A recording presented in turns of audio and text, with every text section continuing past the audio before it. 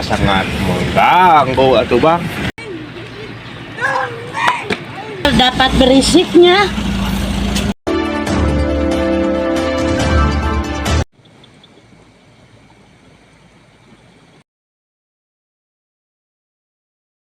Proyek PLTP Geodipa di Patuha Kecamatan Pasir Jambu atas nama pembangunan, mengapa hak asasi manusia dilanggar? Di balik megahnya proyek pembangkit listrik tenaga panas bumi PLTP Geodipa, tersimpan kisah kelam warga terdampak yang hak-haknya terabaikan. Proyek yang konon katanya demi kepentingan nasional, ini justru menunjukkan wajah kelam pembangunan yang menginjak-injak hak asasi manusia, HAM.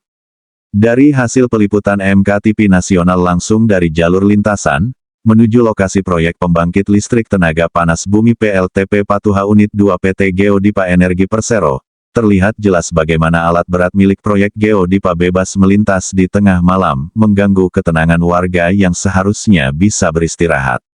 Anak-anak terbangun, orang tua depresi, bahkan ada warga yang saking frustrasinya melempari tanaman sendiri di halaman rumahnya sebagai pelampiasan.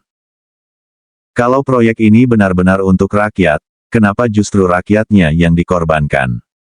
Hal ini disampaikan seorang warga bernama Ujang, penuh amarah. Ujang mengungkapkan bahwa setiap malam truk-truk besar melintasi jalan di depan rumahnya, menyebabkan kebisingan yang tak wajar. Anak Pak Ujang yang kecil ada terbangun? Ada. Tadi udah tidur? Udah, barusan tidur lagi. Yang tadi Bang. Terbangun akibat suara bising atau bagaimana? Ya karena ya bising ada rem mungkin tadi itu. Ketua RT setempat bernama Apit, pada saat diwawancara awak media MKTV Nasional, menyampaikan mobilisasi trailer milik proyek Geodipa, supaya melintas jangan lewat jam 10 malam. Itu ada anak-anak juga terbangun katanya waktu tidur. Gimana tuh Pak RT? Ya sangat mengganggu atuh Bang. Nah, ini Pak RT. Ini menurut Pak RT ini sampai jam segini bagaimana? Ya kalau bisa di bawah jam 10. Di bawah jam 10. Ini Keterangan yang tak kalah memilukan datang dari Ibu Wanti, warga terdampak lainnya. Ia mengatakan bahwa anaknya terganggu saat tidur akibat dari bisingnya trailer proyek Patuha, dan mengatakan bahwa selama ini warga lokal hanya dijadikan penonton di tanah sendiri. Kalau begini kan ganggu orang tidur yang di pinggir jalan. Gak masuk semuanya juga. Ya dapat berisiknya. Kondisi ini menarik perhatian aktivis budaya dan lingkungan, Kang Yadi Mulyadi dari Balat Pandawa. Ia menyatakan dirinya tidak terdampak langsung, tapi setelah melihat bukti video beredar dirinya yakin, ini bukan lagi soal proyek nasional, bukan soal peraturan, ini adalah persoalan mendasar tentang hak hidup, hak tidur, dan hak bicara yang dilanggar. Negara yang baik adalah negara yang melindungi HAM-nya, bukan membenarkan proyek yang merusak tatanan hidup rakyat. Pemerintah dan perusahaan kerap berdalih bahwa proyek ini untuk kemajuan, demi masa depan, dan demi kemandirian energi. Tapi bila pembangunan melukai, menyingkirkan, dan membungkam, itu bukan kemajuan, itu kezaliman yang dibungkus jargon modernisasi. Ini bukan soal siapa yang punya izin, bukan soal siapa yang pegang kontrak, ini soal kemanusiaan.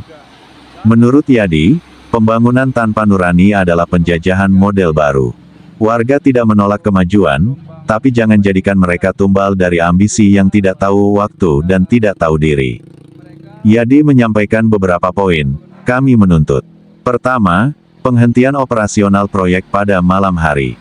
2. Pelibatan warga terdampak dalam setiap proses dan pekerjaan proyek. 3. Audit HAM terhadap dampak sosial proyek PLTP Patuha Unit 2 PT Geodipa. 4. Pemulihan psikologis dan ekonomi untuk warga terdampak. Jangan sampai suara rakyat dibungkam oleh deru mesin, dan mimpi anak-anak digantikan dengan dentuman alat berat. Ketika pembangunan mengorbankan rakyat kecil, yang rusak bukan hanya lingkungan, tapi juga martabat bangsa.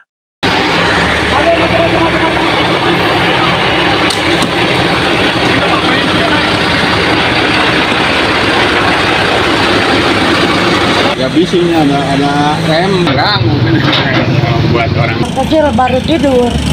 tadi Harusnya di bawah jam 10. bisa Alam Indah, Kampung Langkop. Jadi di sini kita ngambil bagaimana gelombang ketiga ini. Nah, gelombang ketiga sangat besar. Nah, ini gelombang ketiga tadi, gelombang kedua ya, ini ketiga nih.